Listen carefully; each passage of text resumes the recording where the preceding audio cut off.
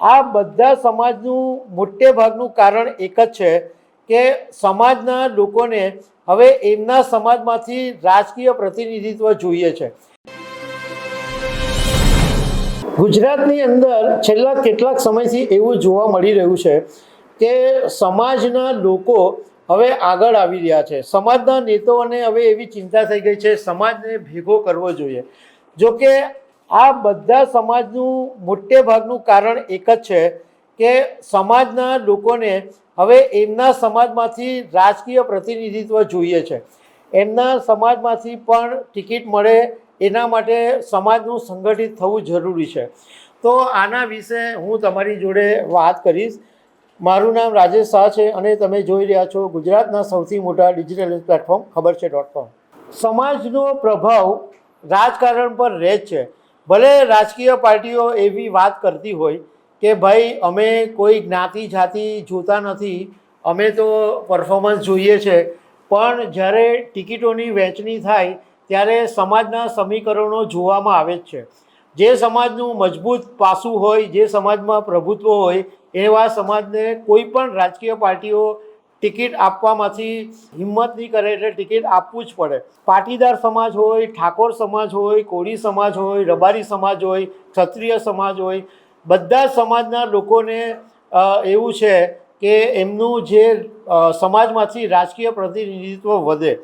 હવે આ જાણતા પહેલાં થોડા પાછળ જવાની જરૂર છે કે 1980ની અંદર, કારણ કે 1980 પહેલાં ગુજરાતનો જે પાટીદાર સમાજ હતો એ કોંગ્રેસની સાથે હતો, પરંતુ 1980ની અંદર કોંગ્રેસના નેતા માધવસિંહ સોલંકી એક ખામ થિયરી લઈને આવ્યા, KHAM। એનો મતલબ છે કે એટલે ક્ષત્રિય, H એટલે હરિજન, A એટલે આદિવાસી અને M એટલે મુસ્લિમ।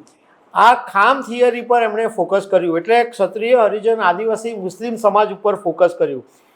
એને કારણે પાટીદાર સમાજને એવું લાગ્યું કે હવે પાટીદાર સમાજને નજરઅંદાજ કરવામાં આવી રહ્યા છે।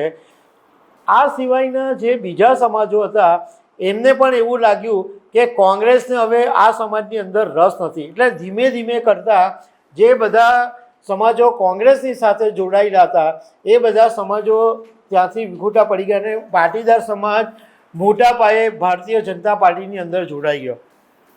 હમણાં તાજેતરની ઘટનાની વાત કરીએ તો ડીસાના પૂર્વ ધારાસભ્ય અને કોંગ્રેસ નેતા ગોવા રબારીએ એક સમાજની સભામાં એવું કીધું કે હવે આપણો જે રબારી સમાજ છે એ ઢીલો થઈ ગયો છે।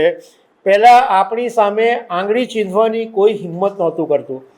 એ પહેલાં થોડા સમય પહેલાં બનાસકાંઠાના કોંગ્રેસના સાંસદ જ્ઞાનીબેન ઠાકોર, અલ્પેશ ઠાકોર, ઠાકોર સમાજની એક બેઠક મળેલી અને એની અંદર બંધારણ સભા મહાસંમેલન કરવામાં આવેલું અને સમાજના નિયમો બનાવવામાં આવ્યા, પણ મુદ્દો એ જ હતો કે ઠાકોર સમાજનું જે વર્ચસ્વ છે એ વધે।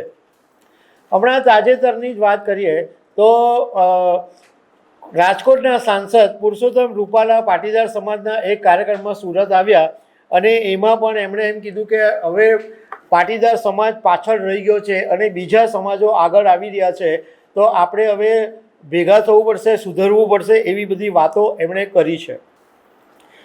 તો બ્રાહ્મણ સમાજ બી ઘણી વખત શક્તિ પ્રદર્શન કરે છે અને જ્યારે હમણાં વિધાનસભાની ચૂંટણી હતી ત્યારે પણ બ્રાહ્મણ સમાજે કીધેલું હતું કે અમારા સમાજને પ્રતિનિધિત્વ મળવું જોઈએ। તો આમ એક જોવા જઈએ તો સારી વાત છે કે ભાઈ સમાજ એકત્રિત થવો જોઈએ અને સમાજનું વર્ચસ્વ છે એ વધવું જોઈએ, એનો પ્રભાવ વધવો જોઈએ। તો દર્શક મિત્રો, આવી અનેક વાતો સાથે અમે તમને મળતા રહીશું। Thank you very much.